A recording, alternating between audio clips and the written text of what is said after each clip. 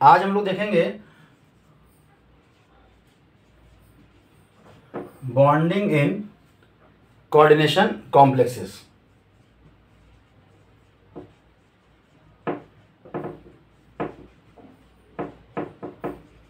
ठीक है, bonding in coordination complexes. चलिए ठीक है, इसी में आपका जो नाम है, आपका जो पहला नाम है वो है आपका वर्नर्स थ्योरी। क्या है आपका? Werner's theory. ठीक है,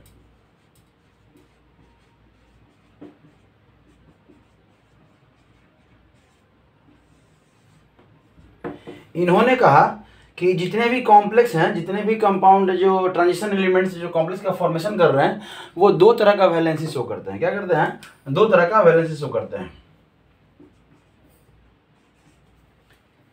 every metal possesses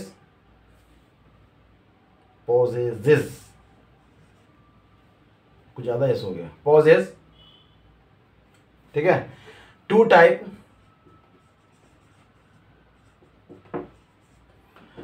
types of valencies at the time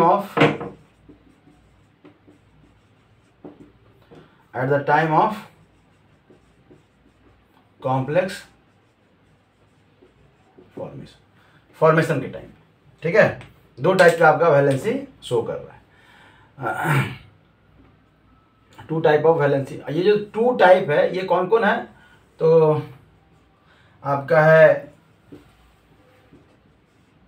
primary valency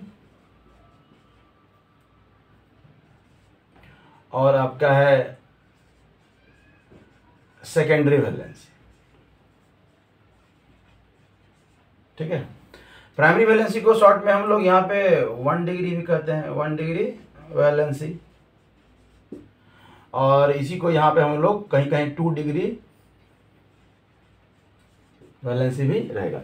मतलब स्टेबिलिटी को बताने का कोशिश किए थे यहाँ पे कि स्टेबिलिटी जो है ना, आपका एलिमेंट जो है उसका स्टेबिलिटी कैसे रहेगा, उसी को बताने का कोशिश किए थे हर तरीके से अपना। ठीक है, तो यहाँ पे प्राइमरी वैलेंसी किसको कहते हैं, सेकेंडरी वैलेंसी किसको कहते हैं, तो थोड़ा ध्यान दीजिएगा। अगर हम लोग प्राइमरी की बात करें, तो आयनाइजेबल वैलेंसी, ये क्या है आपका? आयोनाइजेबल वैलेंसी है। क्या है आपका? Ionisable valency. ठीक है, मतलब जो आयंस का फॉर्मेशन करता है, या जिस भी मेटल के ऊपर जो चार्ज होता है उसी को हम लोग कहते हैं आयनाइजेबल वैलेंसी। ये क्या होता है? ये जो है ना नॉन डायरेक्शनल होता है। क्या होता है?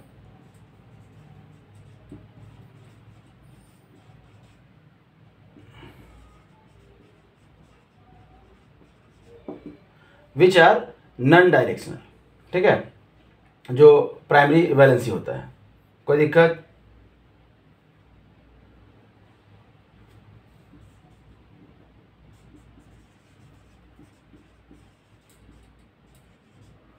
दिस वैलेंसी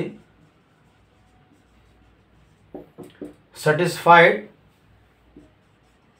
दिखाई दे रहा है? हाँ, सेटिस्फाइड बाय एनायन। ठीक है, क्या होता है? एनायन। सो इसलिए इनका जो चार्ज होता है वो इक्वल होता है आयन के चार्ज के। मतलब ऊपर लिख देते हैं इसका,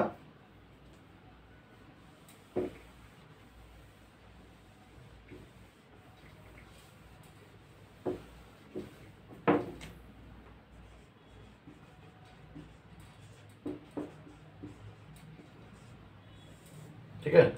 यहाँ से पॉइंट्स ये 1 है, 2 है, 3 है, चौथा पॉइंट जो है ना आपका यहाँ पे है।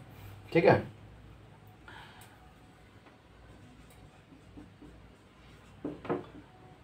इसी का अगला पार्ट है यहाँ पे। ठीक है, इसी का this valency satisfy by anion, so mostly it is equal to charge of ion. So mostly it is equal to charge of ion. समझ में आया? ठीक है, यहां तक में कोई दिक्कत नहीं। ये है प्राइमरी। तभी क्या है आपका सेकेंडरी वैलेंसी।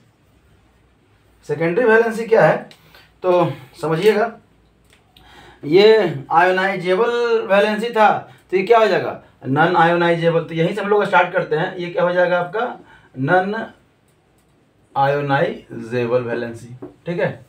ये नॉन डायरेक्शनल था तो ये क्या हो जाएगा आपका डायरेक्शनल हो जाएगा, ये क्या हो जाएगा आपका डायरेक्शनल हो जाएगा, ठीक है।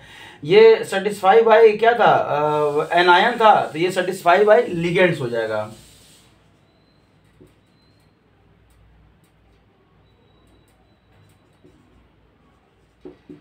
सेटिस्फाइड बाय लिगेंड्स, ठीक है, सेटिस्फाई बाय लिगेंड्स। इसलिए इसका जो आपका जो नंबर हो जाएगा वो किसके बराबर हो जाएगा, लिगेंड्स के बराबर हो जाएगा। कोई दिक्कत, इसका जो नंबर हो जाएगा वो लिगेंड्स के बराबर है, ठीक है। तो इसका जो नंबर हो जाएगा हम लोग यहाँ ऊपर में लिख लेते हैं, secondary valency equal to number of ligands, मतलब कह सकते हैं कि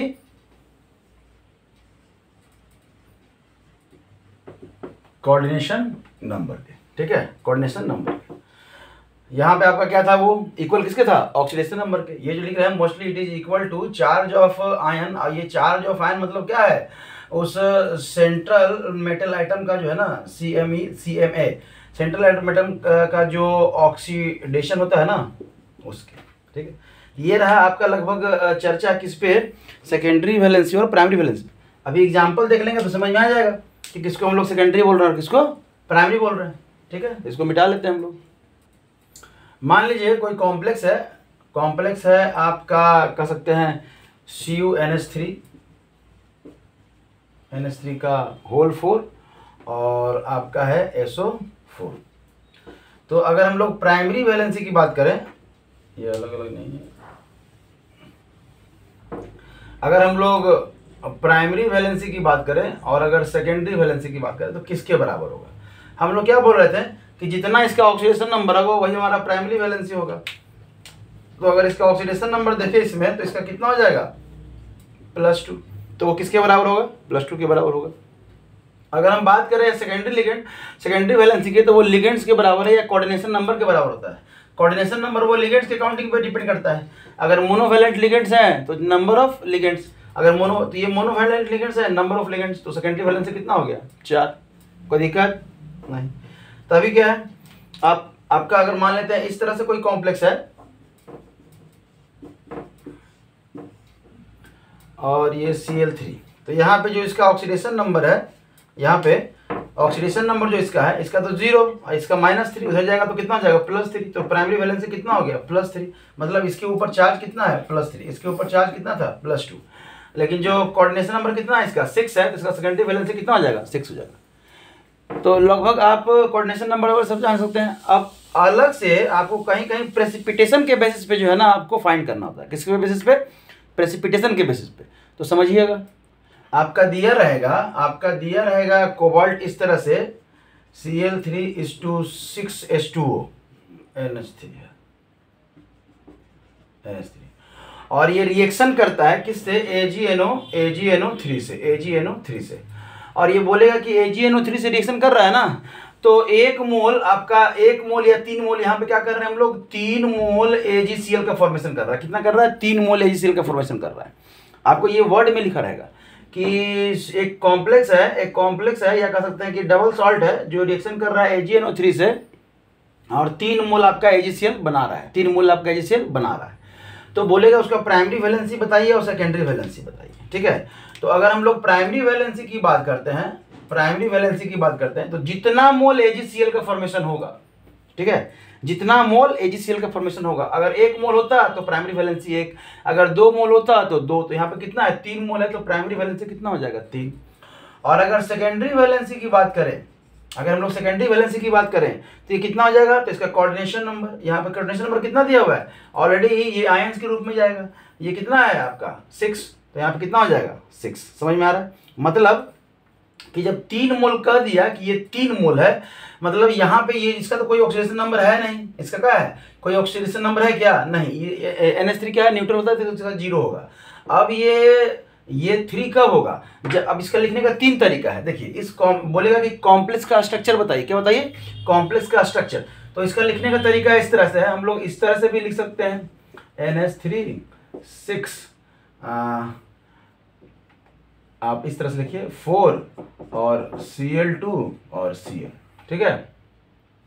आप ऐसे भी लिख सकते हैं CO NH3 का कितना हो जाएगा, ये 4, लेकिन यहाँ पे 6 दिया हुआ है ना, हाँ तो 6 तो करेंगे ही करेंगे, ठीक है। तब तो फिर एक ही तरीका है लिखने का, 6 रहता बाहर कर दीजिए, यहाँ पे 4 रखिए, मतलब कॉम्प्लेक्स तो आप किसी तरीके से बना सकते हैं ना, यहाँ पे 2 कर दीजिए, क्या कर दीजिए, 2 कर दीजिए, ठीक है, या यहाँ पे इस तरह से कीजिए और Cl3 कर दीजिए। तो देखिए ये 3 मोल AgCl का फॉर्मेशन कब होगा, जब ये 3 मोल आयन देगा, तब 3 मोल ये Cl कब देगा। अब ये देखिए ये कॉम्प्लेक्स है, ये टूटेगा तो कुछ इस तरह से टूटेगा,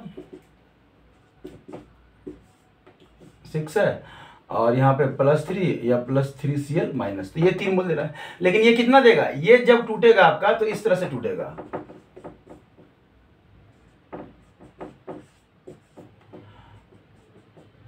समझ में आ रहा है। ये तो न्यूट्रल है, ये कितना है, 2 मोल जो है वो न्यूट्रल रहेगा, और ये एक ही देगा, तो ये जो है ना कितना आयन दे रहा है आपको, 1 आयन दे रहा है, क्या दे रहा है, 1 आयन दे रहा है। अब 1 आयन से 3 मोल का तो फॉर्मेशन होगा नहीं, ठीक है। तो यहाँ पे आपको पूछेगा कि कॉम्प्लेक्स का स्ट्रक्चर भी बतलाइए, तो कॉम्प्लेक्स का स्ट्रक्चर, तो जितना यहाँ पे मोल बन रहा है उतना ही आपका कॉम्प्लेक्स में आयन बनेगा, उतना ही आपका कॉम्प्लेक्स में क्या बनेगा, आयन बनेगा। समझ में आ रहा है, ठीक है। चलिए अगले पे हम लोग देखते हैं, समझ में आ जाएगा, इसको मिटाते हैं। अगला जो है आपका नेक्स्ट कुछ इस तरह से दिया हुआ है कि COCl3:5 NH3, और ये कितना मोल दे रहा है, 2 मोल दे रहा है। तो जैसे ही हम लोग जाकर देख लेंगे कि AgCl हमको कितना मिल रहा है, 2 मोल, तो प्राइमरी वैलेंसी कितना हो जाएगा, 2 हो जाएगा, ठीक है, प्राइमरी वैलेंसी 2। अब है कि प्राइमरी वैलेंसी 2 मतलब 2 मोल हमारा बन रहा है। अब 2 मोल बन रहा है तो उस कॉम्प्लेक्स का स्ट्रक्चर बनाएंगे। तो कॉम्प्लेक्स का स्ट्रक्चर जो हम लोग इस तरह से बना सकते हैं, यहाँ पे CO लिख सकते हैं, और यहाँ पे आपका NH3 5 है, और यहाँ पे Cl2 है, और यहाँ पे Cl माइनस, ठीक है। कैसे, तो 5 और 2 7, आप इस तरह से भी देखिए, करने के लिए कुछ किसी तरह से भी कर सकते हैं, आप इस तरह से भी कर सकते हैं, NH3 है, यहाँ 5 है, यहाँ पे Cl है, और यहाँ पे क्या है, Cl2 है। अब देखिए ये तो पॉसिबल नहीं होगा, क्यों, क्योंकि हम लोग पढ़े थे कि कोऑर्डिनेशन कंपाउंड में 2 ही आपका कोऑर्डिनेशन नंबर होता है, या तो 4 होगा नहीं तो 6 होगा। अब यहाँ पे 5 और 2 कितना हो जा रहा है, 7 हो जा रहा है, तो ऐसे भी स्ट्रक्चर नहीं होगा, ये स्ट्रक्चर ऐसे भी नहीं होगा। एक ऐसा है कि ऐसा भी हो सकता है, Cl3। तो सबसे पहले तो कोऑर्डिनेशन नंबर चेक कर लीजिएगा कि कोऑर्डिनेशन नंबर कितना है, 7 है, कोऑर्डिनेशन नंबर कितना है, 5 है, तो ये दोनों में तो कोई नहीं होगा, क्योंकि 4 होगा नहीं तो 6 होगा। हाँ 4 और 6 रहता, फिर देखा तो अब क्या है, यहाँ पे कितना हो रहा है, 6 हो रहा है, कितना हो रहा है, 6 हो रहा है। तब है कि यहाँ पे आयन देखिएगा कि आयन जब टूटेगा तो ये कितना टूटेगा, तो 2 क्लोरीन माइनस निकलेगा, और जितना क्लोरीन माइनस निकलेगा उतना ही बनेगा ना। तो यहाँ पे हम लोग क्या लिखे हैं, प्राइमरी वैलेंसी कितना है, 2 लिख दिए। तब क्या है कि हमारा कोऑर्डिनेशन नंबर सेकेंडरी वैलेंसी कितना होगा, तो उसके कोऑर्डिनेशन नंबर के बराबर। तो कोऑर्डिनेशन नंबर कितना है, 5 और 1 6, तो यहाँ पे कोऑर्डिनेशन नंबर कितना हो जाएगा, 6 हो जाएगा। समझ में आया। एक और एग्जांपल कर लेते हैं। यहाँ पे क्या बन रहा है, 1 मोल AgCl बन रहा है। अब बोलने का जरूरत नहीं है, क्योंकि 1 मोल AgCl बन रहा है तो हमारा प्राइमरी वैलेंसी तो हो गया 1। अब सेकेंडरी के लिए बात करते हैं, क्योंकि ऐसे पता नहीं चल रहा है, तो हम लोग इसको इस तरह से लिख सकते हैं, कोबाल्ट आपका NH3 ये कितना है, 4, तो ऐसे भी कर सकते हैं, ऐसे भी कर सकते हैं, क्यों, 4 तो होता ही है ना। हाँ ठीक है। आप जब इसको तोड़िएगा, जब इसको तोड़ेंगे इस कंपाउंड को, तो आपको ये इस तरह से टूटेगा, NH3 4, यहाँ पे +3, यहाँ पे 3 Cl माइनस, यहाँ पे 3 मोल Cl मिल रहा है, लेकिन हमको इन्फॉर्मेशन दिया है कि हमारा कितना मोल AgCl बन रहा है, 1 ही मोल बन रहा है। मतलब ये तीनों क्लोरीन जो है ना बाहर तो नहीं है, तीनों क्लोरीन बाहर नहीं है। तब स्ट्रक्चर जो हमारा बनेगा वो इस तरह से हम लोग देखेंगे,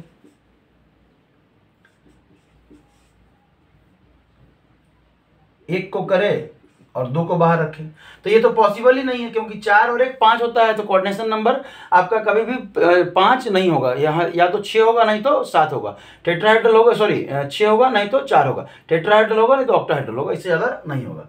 तो ये तो पॉसिबल ही नहीं है।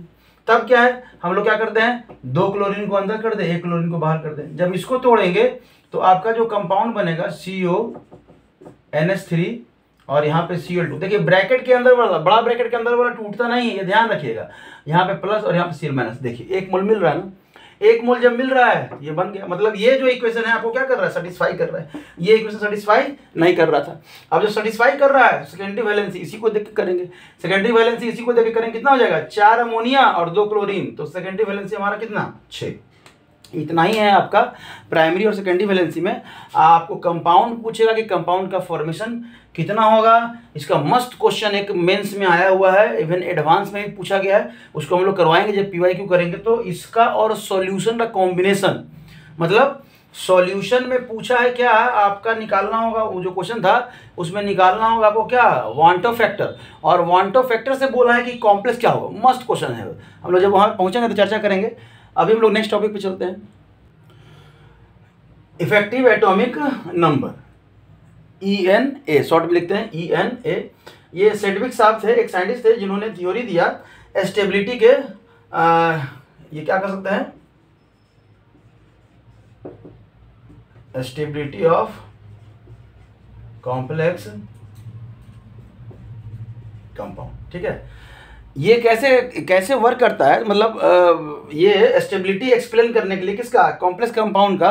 तो इन्होंने थ्योरी दिया था क्या, इफेक्टिव एटॉमिक नंबर का, या कह सकते हैं कि सेडविक थ्योरी भी कहते हैं। इसमें ये बोले कि जो भी एलिमेंट्स हैं कॉम्प्लेक्स का फॉर्मेशन कर रहे हैं, उनका अगर इफेक्टिव एटॉमिक नंबर जो है अगर इनर्ट गैस के बराबर आ रहा है या उसी के इक्विवेलेंट आ रहा है, तो आप कह सकते हैं कि जो कॉम्प्लेक्स का फॉर्मेशन हो रहा है वो स्टेबल कॉम्प्लेक्स है। ठीक है, वो क्या है आपका, स्टेबल कॉम्प्लेक्स है। तो इसके लिए इन्होंने फॉर्मूला दिया ENA इज इक्वल टू आपका एटॉमिक नंबर किसका, एलिमेंट्स का या मेटल का जो कॉम्प्लेक्स बनाया है, ऑफ मेटल। ठीक है, metal minus electron lose in ion formation, electron lose in ion formation. और तब है आपका plus number of electron gained by the donor atom.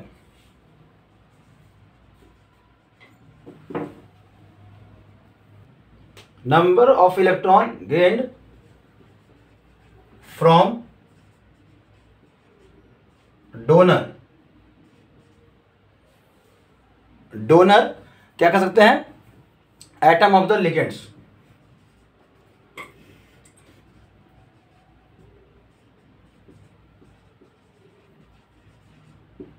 ठीक है, अब देखिए इसको सरल भाषा में लिखते हैं। सरल भाषा में क्या है आपका कि EAN है, ये तो सरल भाषा ही है। एटॉमिक नंबर ऑफ मेटल कह सकते हैं,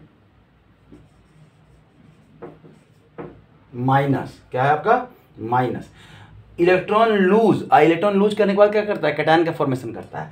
और कैटायन का उसी को हम लोग क्या करते हैं, उस पर जो चार्ज डेवलप होता है उसी को हम लोग ऑक्सीडेशन नंबर करते हैं। तो सीधा लिखिए ऑक्सीडेशन नंबर, सीधा क्या लिखेंगे, ऑक्सीडेशन नंबर। अतः प्लस कर दीजिए, जितना इलेक्ट्रॉन वो क्या किया, गेन किया। तो कितना इलेक्ट्रॉन गेन किया, अब देखिए ये इलेक्ट्रॉन कितना गेन करेगा। तो इलेक्ट्रॉन हम लोग जानते हैं कि कॉम्प्लेक्स के फॉर्मेशन में जो कोऑर्डिनेटिंग बॉन्ड बनता है तो एक लोन पेयर डोनेट करता है। क्या करता है, एक लोन पेयर डोनेट करता है। मतलब आपका लोन पेयर मतलब 2 के पेयर में रहता है। तो आप कह सकते हैं यहाँ पे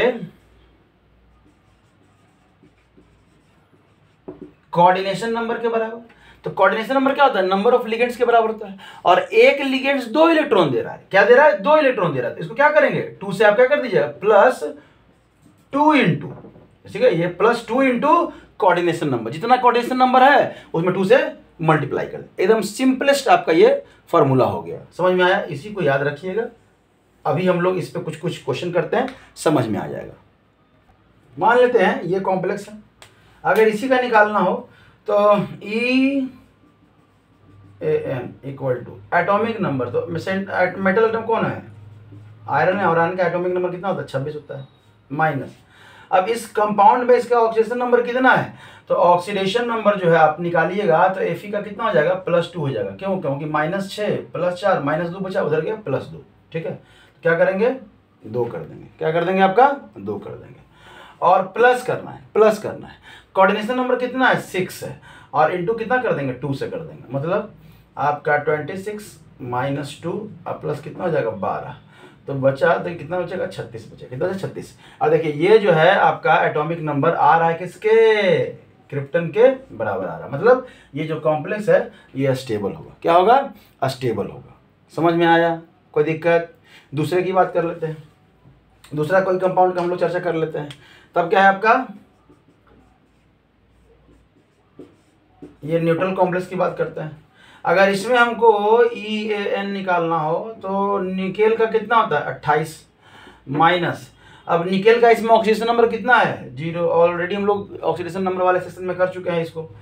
तब क्या है आपका? प्लस कर दीजिए। कोऑर्डिनेशन नंबर कितना है? 4, तो 2 इंटू कितना हो जाएगा? 4, तो ये हो जाएगा 28 + 8 कितना हो जाएगा? 36। देखिए ये भी जो कॉम्प्लेक्स है ना वो क्या हो जाएगा? अस्टेबल हो जाएगा। तो इस तरह से उन्होंने निकाला। एक दो कंपाउंड और कर लेते हैं।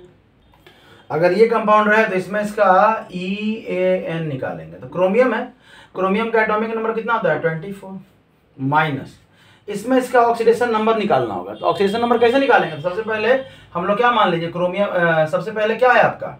ये है, तो इसका होगा कितना? +1 × 3 प्लस क्रोमियम का X मान लीजिए।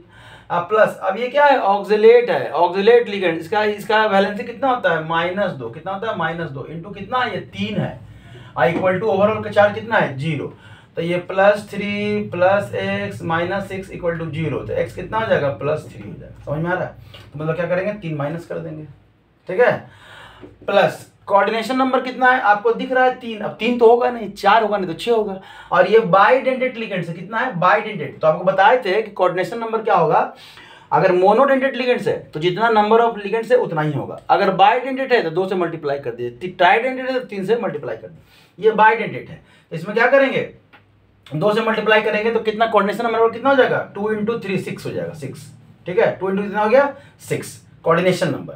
ठीक है, और उसमें वो कितना से मल्टीप्लाई करना है? फॉर्मूला में दिया हुआ है 2 से मल्टीप्लाई। कोऑर्डिनेशन ये 2 × 3 किए, मतलब ये वाला 2 नहीं है, ये वाला 2 नहीं है। इसका हम कोऑर्डिनेशन नंबर निकाले, कोऑर्डिनेशन नंबर निकाले तो कितना होता है? 2 × बाइडेंटेट लिगेंड्स। तो 2 × 3 कर दे तो 6 आ गया। तब यहाँ पे कितना हो जाएगा? 24 और -3 अब प्लस कितना हो जाएगा? 12 9 कितना हो जाएगा? 33। अब देखिए इसका स्टेबिलिटी कम रहेगा। क्या रहेगा? इसका स्टेबिलिटी कम रहेगा। क्यों? क्योंकि ये अभी वहां तक पहुंचा नहीं है, इनर्ट गैस जैसा कॉन्फ़िगरेशन ये लाया नहीं है। समझ में आया? कोई दिक्कत? तो इस तरह से जो है ना आपका कॉम्प्लेक्स का पूछ सकता है। एक और कर लेते हैं लास्ट। अगर ये है तो अब तो हमको पता ही चला गया है। अब Ag है, सिल्वर है, सिल्वर का एटॉमिक नंबर कितना होता है?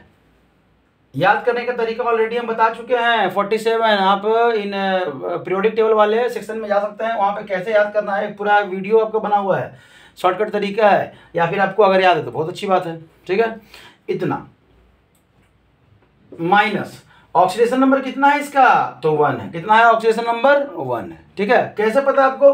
तो निकाल लीजिए ना, इसको x कर दीजिए, प्लस 0 × 2 - 1 = 0। तो ये जाएगा तो प्लस, ये तो 0 ही हो गया, ये प्लस ही होगा ना। समझ में आ रहा है? ठीक है, ये प्लस हो गया। आपको लगेगा सर बहुत जल्दी मिटा दिया। अरे मिटाएंगे नहीं, ऑक्सीडेशन हम लोग कर चुके हैं। तो वहाँ पे नहीं सीखे तो यहाँ पे क्या सीखिएगा? ठीक है, कोशिश करेंगे। ऑक्सीडेशन देखिए हर चीज़ का एक अपना अपना कैटेगरी होता है, सेक्शन होता है। तो जब वहाँ पे हम लोग उस पर इतना टाइम दे चुके हैं तो यहाँ पे ज़्यादा टाइम देने की जरूरत नहीं है। फिर तो ये वीडियो लेंदी बन जाएगा। पता चला हम लोग पढ़ रहे हैं EAN और पता चला ऑक्सीडेशन नंबर में हमारा टाइम खत्म हो गया। तभी क्या है? कोऑर्डिनेशन नंबर कितना है? तो सेंट्रल एटम को छोड़ के जितना भी लिगेंड्स है वही उसका कोऑर्डिनेशन नंबर। मोनोडेंटेड लिगेंड्स है 2 है तो 2 इंटू कितना कर देंगे 2 कर देंगे तो कितना जगह 47 माइनस 1 अब प्लस कितना है 4, तो 47 में आपका 3 जुड़ जाएगा कितना हो जाएगा आपका 50। जैसे इसका इफेक्टिव एटॉमिक नंबर कितना आएगा 50। समझ में आ रहा है। तो इस तरह से आपका ये इफेक्टिव एटॉमिक नंबर वाला कंसेप्ट है और प्राइमरी और सेकेंडरी वैलेंसी करके हम लोग देख लिए हैं। कोशिश करेंगे इसको अच्छे से एक बार रीड करने का।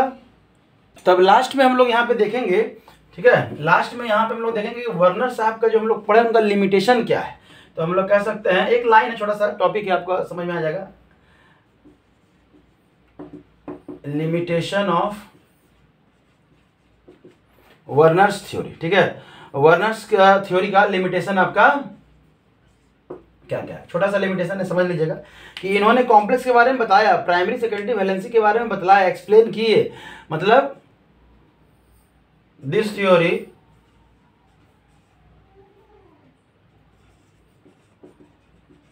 explain number of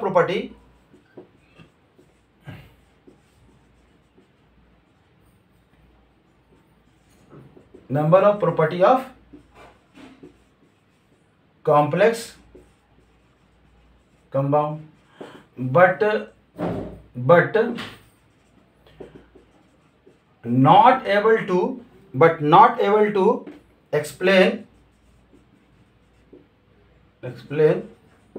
their color। देखिए कलर को ये भी नहीं बता पा रहे, ठीक है, ये प्राइमरी और सेकेंडरी वैलेंसी बताती है लेकिन कलर नहीं। ये एक और वीवीटी, जो हम लोग बीवीटी पढ़े थे उसका भी यही लिमिटेशन था कि बीवीटी में हम लोग कॉम्प्लेक्स का हाइब्रिडाइजेशन तो समझ गए थे लेकिन कलर नहीं बता पाया था। एंड जब कलर नहीं बता पाया मतलब पैरामैग्नेटिक डायमैग्नेटिक नहीं बता पाया, और जब पैरामैग्नेटिक डायमैग्नेटिक नहीं बता पाए तो कहने का मतलब आप कह सकते हैं कि एंड मैग्नेटिक क्या है आपका प्रॉपर्टीज, ठीक है, मैग्नेटिक प्रॉपर्टी के बारे में भी इन्होंने एक्सप्लेन नहीं करा, ठीक है। तब एक छोटा सा टॉपिक है, समझ लीजिएगा, यहाँ पे हम लोग यूज करते हैं होमोलेप्टिक और हेट्रोलेप्टिक। किसको कहेंगे हम लोग होमोलेप्टिक कॉम्प्लेक्स और किसको कहेंगे हम लोग हेट्रोलेप्टिक कॉम्प्लेक्स। अब देखिए होमोलेप्टिक कहते हैं जब एक ही टाइप का आपका लिगेंड्स क्या है ना प्रेजेंट है, ठीक है। Central atom, the central atom is coordinated, लिख सकते हैं central atom is coordinated, central atom is coordinated with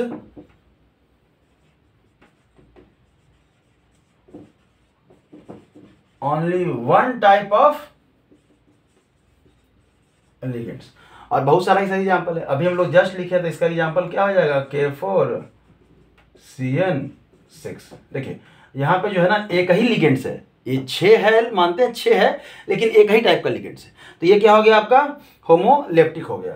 आप और एग्जाम्पल कर सकते हैं तो FeH2O6 और +2 एक ही टाइप का है, वाटर ही है वो एक ही टाइप का है आपका। तब हेट्रोलेप्टिक में क्या हो जाएगा, जो central atom is coordinated with different या मोर देन वन कर सकते हैं डिफरेंट लिगेंड्स।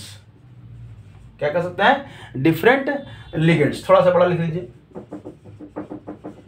ठीक है, डिफरेंट लिगेंड्स। समझ में आया। तो जो इसका जो एग्जांपल है वो आपका यहाँ पे हम लोग देखिए एग्जांपल वगैरह सब बहुत कुछ कर चुके हैं, बस खाली यहाँ पे हम लोग देखे नहीं थे, उसी चीज को हम लोग क्या करेंगे यहाँ पे देखेंगे। समझ में आ रहा है, ठीक है।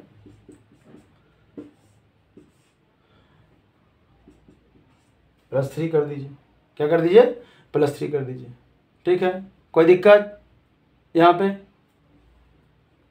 और दूसरा जो है आप कह सकते हैं कि PT आपका NH3 का 2 और Cl2, आप इसको भी कर सकते हैं। हाँ, 2 टाइप का लिगेंड्स है, इवन 2 मतलब एक से ज्यादा लिगेंड्स होगा तो हेट्रोलेप्टिक, एक से कम होगा तो आपका मतलब एक ही होगा तो आप क्या कर सकते हैं होमोलेप्टिक कर सकते हैं, ठीक है। तो ये लगभग रहा ऑलमोस्ट, कुछ कुछ हमारा जो छूट गया था उसका था। इसके बाद जो है हमारा एक ही टॉपिक बचा हुआ है, वो है optical isomers in complex compound, या कह सकते हैं स्टीरियो आइसोमर, जिसमें कि हम लोग ज्योमेट्रिकल और ऑप्टिकल पढ़ेंगे। हाँ, एक ही शब्द में कह सकते हैं स्टीरियो आइसोमर्स। तो नेक्स्ट वीडियो में हम लोग मिलते हैं और उसके ज्योमेट्रिकल आइसोमर्स के साथ, ठीक है। Thank you.